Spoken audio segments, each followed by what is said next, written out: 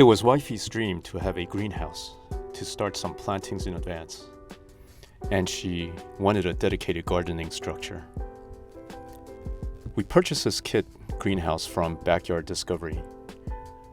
Over the past 3 months, we have been putting together the greenhouse and just put up the ridge cap. It's a well put together kit. Not perfect all the directions, but thoughtfully designed with a lot of extras for structure, flashing, and constructability. The greenhouse kit arrived in several large boxes piled up in our driveway.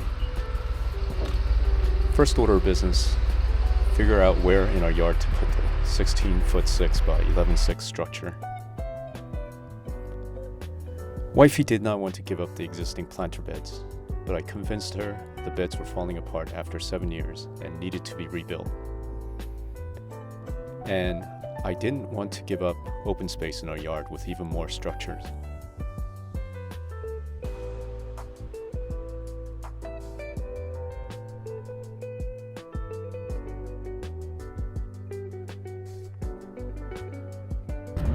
So, first order of business, demolish the beds to make room.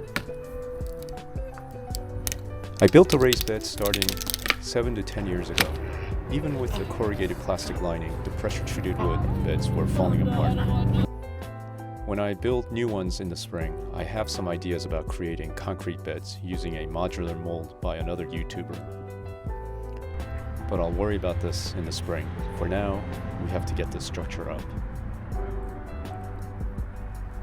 Once the beds were moved, next order of business, creating the foundation pad for the greenhouse.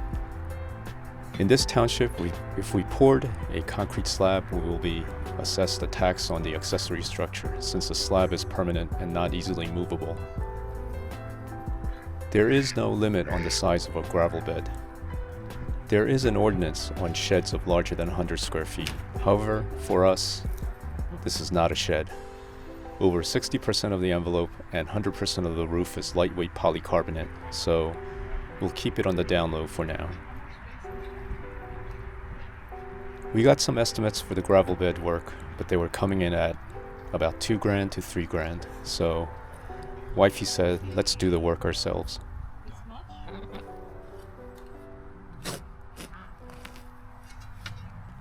It took us several weekends of sweat to dig out about 4 inches of dirt, level, and set the timbers.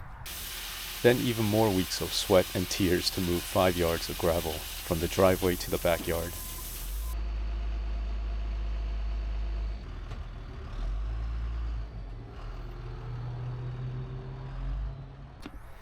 Oh, child labor was used. My 12-year-old daughter was employed in this effort. She didn't have a choice. Working downtown, I've been working on a coal mine. We're not going to go back, and I don't think we're going to change it. We're not going back. We're not going back because it's too hard to go back. So if you have any ideas, it's better to do it right the first time. Well, do you want me to dig a trench all the way around? Not a big deal. The only thing... I mean, is it even necessary? Proper drainage is necessary, and our yard is just too flat and too wet. I'm going to put the end cap on. Always like to do...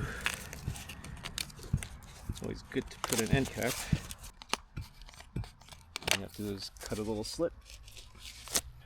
Make everything easier on yourself.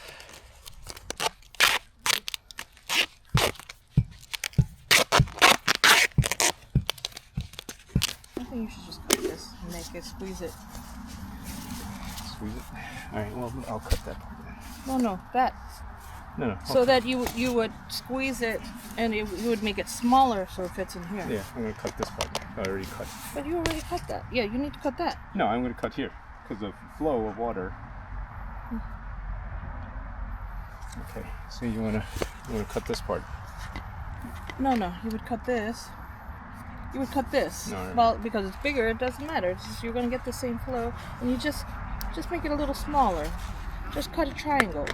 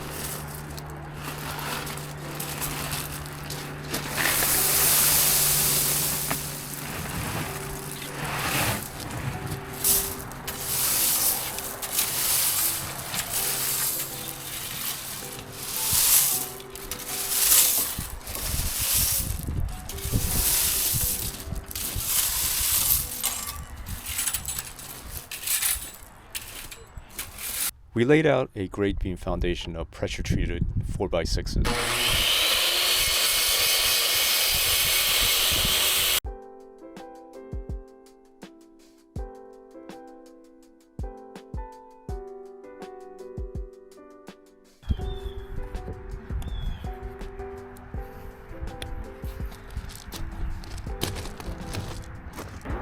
Watch out, Lai, there's a big hole right behind you. We added an additional gravel bed on the southern exposure so that wifey can place larger planters and maybe some seeds to enjoy the sun.